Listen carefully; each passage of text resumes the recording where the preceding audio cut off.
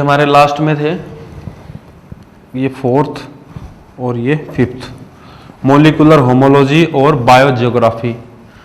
Molecular homology भी जो है एविडेंस ऑफ इवोल्यूशन देता है। देखिए किस प्रकार से हम देखते हैं कि हमारे अंदर या दूसरे ऑर्गेनिजम्स के अंदर क्या है, जो सिमिलरिटी है बायोमोलिक्यूल्स के अंदर। बायोमोलिक्यूल्स लाइक हमारा जो डीएनए है, आरएनए है या प्रोटीन्स हैं, वो भी दूसरे ऑर्गेनिजम्स के अंदर क्या हो सकते हैं, सेम हो सकते हैं। जैसे इसका एक एग्जांपल देखते हैं कि हमारे अंदर the sequence of nucleotide of DNA and sequence of nucleotide of DNA in human and apes are mostly same. हमारे और एप्स के जो डीएनए की सीक्वेंस है वो काफ़ी ज़्यादा मिलते जुलते हैं। तो ये जो चीज़ है मॉलिक्यूलर होमोलॉजी, ये भी एक तरह का एविडेंस है इवोल्यूशन का कि कहीं ना कहीं हमारा रिश्ता इन एप्स से है। फिर है बायोजियोग्राफी। बायोजियोग्राफी होती है कि जो ऑर्गेनिज्म किसी एक एरिया या किसी एक रिस्ट्रिक्टेड एरिया के अंदर जो रहता है, किसी एक पर्टिकुलर जियोग्राफी के अंदर रहता है, वो होती है उसकी बायोजियोग्राफी। तो बायोजियोग्राफी क्या कहती है, the different geographical distribution of different organism indicate common shared ancestry in that restricted reason.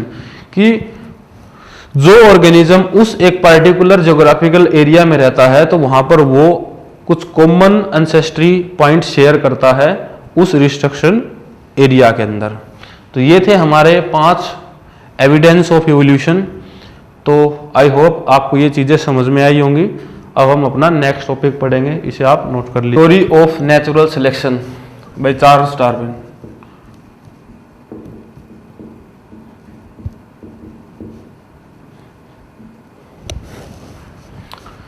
ये कुछ की कॉन्सेप्ट पॉइंट हैं चार्ल्स डार्विन की थ्योरी के।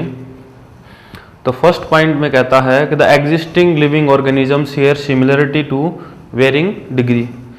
कि जो एग्जिस्टिंग अभी के प्रेजेंट के जो ऑर्गेनिज्म है वो क्या करते हैं, आपस में भी सिमिलरिटी को शेयर करते हैं, और जो पास्ट में जो ऑर्गेनिज्म थे उनके साथ भी सिमिलरिटी को शेयर करते हैं।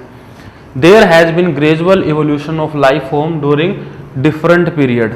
ग्रेजुअल होता है बहुत ही धीरे धीरे, कि जो लाइफ फॉर्म है प्रेजेंट की या पास्ट की, उनमें क्या हुआ है, धीरे धीरे कुछ इवोल्यूशन हुआ है जिसके कारण डिफरेंट लाइफ बनी है। और ये जो इवोल्यूशन हुआ है ये डिफरेंट पीरियड्स में हुआ है, मतलब बहुत सालों में ये प्रोसेस हुई है। The individual with those characteristics which enable them to survive better in the natural condition. कि भाई इंडिविजुअल के अंदर जो अच्छी अच्छी कैरेक्टरिस्टिक्स आती हैं वो उस ऑर्गेनिजम्स को इन्वायरमेंट में बेटर सर्वाइव करने के लिए हेल्प करता है। जैसे मैंने आपको एक एग्जांपल दिया था अडेप्टेशंस का, कि ऑर्गेनिज्म में जो नई नई अडेप्टेशंस आती हैं वो उस ऑर्गेनिज्म को सर्वाइव करने में हेल्प कराती हैं। फिर ब्रांचिंग डिसेंट और नेचुरल सिलेक्शन जो है वो डार्विन की थ्योरी के की कॉन्सेप्ट हैं जो हमें इवोल्यूशन के बारे में बताएंगे।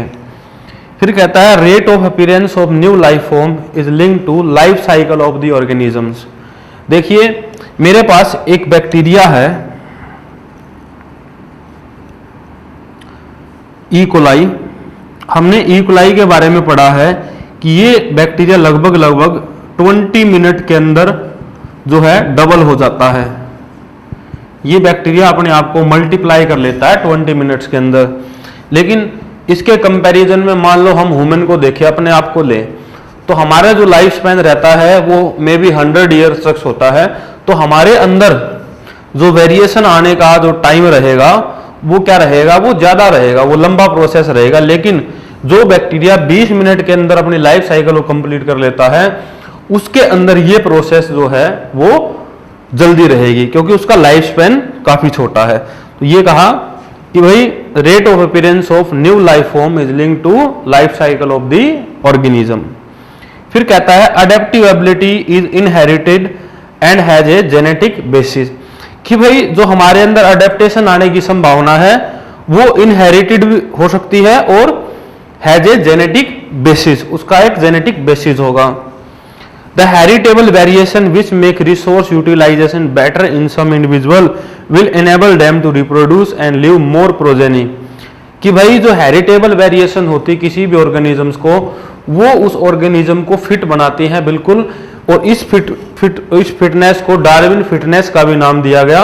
और वो जो ऑर्गेनिज्म इन्वायरमेंट में फिट रहेगा वो ज्यादा से ज्यादा प्रोजेनी को डेवलप करेगा, और जब ज्यादा प्रोजेनी डेवलप रहेंगी over many generation, there would be change in the characteristics of population, वहां पर क्या हो सकता है, उस पॉपुलेशन की कैरेक्टरिस्टिक्स में चेंज हो सकता है, जिसके कारण क्या हो सकता है, इवोल्यूशन हो सकता है। तो ये थी नेचुरल सिलेक्शन की थ्योरी बाय चार्ल्स डार्विन।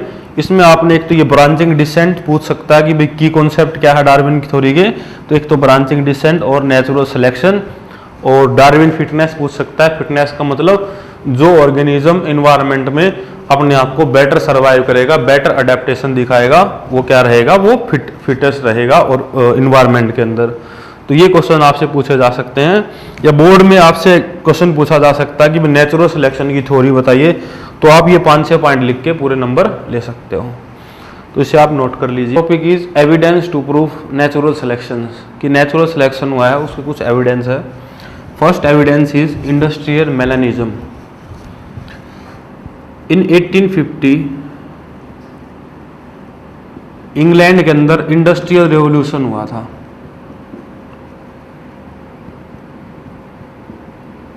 ठीक है, 1850 से पहले जब इंडस्ट्रियल रेवोल्यूशन नहीं हुआ था, तो हमें पता है कि जब इन्वायरमेंट कंडीशन ठीक रहती है, कि भाई कोई पोल्यूशन नहीं होता है, तब क्या देखते हैं, पेड़ों के ऊपर लाइकन लगता है, पेड़ों के ऊपर एक ग्रोथ होती है, डेट इज कॉल्ड लिकन।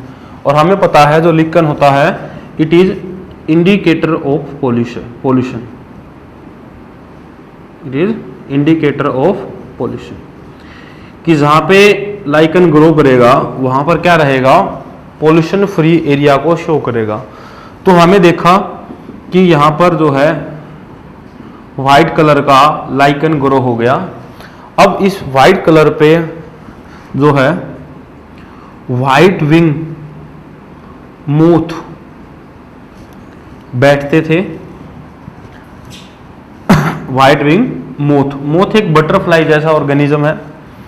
तो ये हमने देखा कि इंडस्ट्रियलाइजेशन से पहले व्हाइट विंग मोथ की संख्या काफी ज्यादा थी, तो ये व्हाइट विंग मोथ क्या हो गए, इंक्रीज हो गए।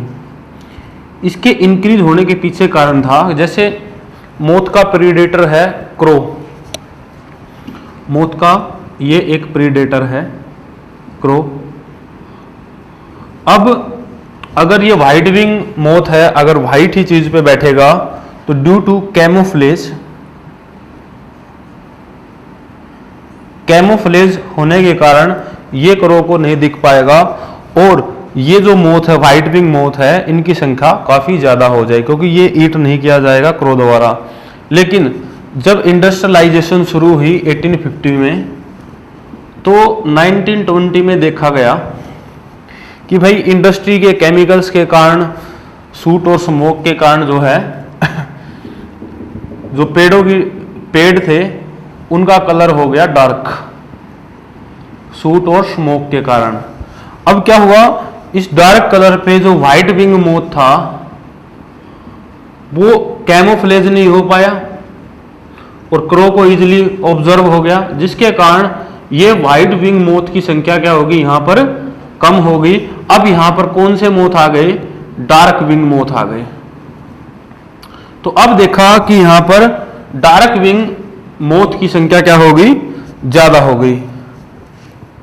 डार्क विंग मोथ की संख्या क्या हो गई, काफी ज्यादा हो गई। तो ये एग्जाम्पल था नेचुरल सिलेक्शन का, कि जब कंडीशन ऐसी थी वाइट विंग के सर्वाइव होने की, तो वाइट विंग मोथ जो है ज्यादा हो गए, और जब कंडीशन डार्क विंग की थी तो डार्क विंग ज्यादा हो गए। अब अगला है रेजिस्टेंस टू केमिकल्स। देखिए हम केमिकल डालते हैं, जैसे डीडीटी क्या है, एक पेस्टिसाइड है, या हम कुछ इंसेक्टिसाइड डालते हैं। तो जो डीडीटी है, पेस्टिसाइड या इंसेक्टिसाइड डालते हैं, तो कुछ मॉस्किटो हमारे क्या हो जाते हैं, इस डीडीटी के भी रेजिस्टेंस हो जाते हैं, कि उन मॉस्किटो पे इन इंसेक्टिसाइड और पेस्टिसाइड का कोई भी असर नहीं होता। ऐसा ही एग्जाम्पल हमने देखा है माइक्रोब्स के बारे में, कि कुछ माइक्रोब्स जो है बहुत ही कम टाइम में एंटीबायोटिक रेजिस्टेंस हो जाते हैं।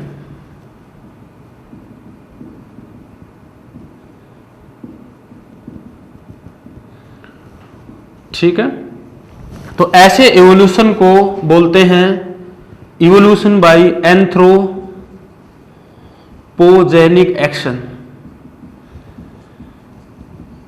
देखिए बड़ा सिंपल है, एंथ्रो का मतलब होता है ह्यूमन या मेल द्वारा जो डीडीटी छिड़कते हैं उनके एक्शन के कारण क्या होता है, रेजिस्टेंस डेवलप होना, that is called anthropogenic action.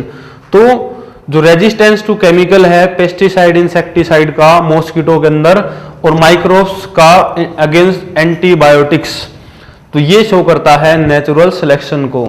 तो ये थे हमारे इंपॉर्टेंट क्वेश्चन, इंडस्ट्रियल मेलानिज्म और रेजिस्टेंस टू केमिकल, इसे नोट कर लीजिए।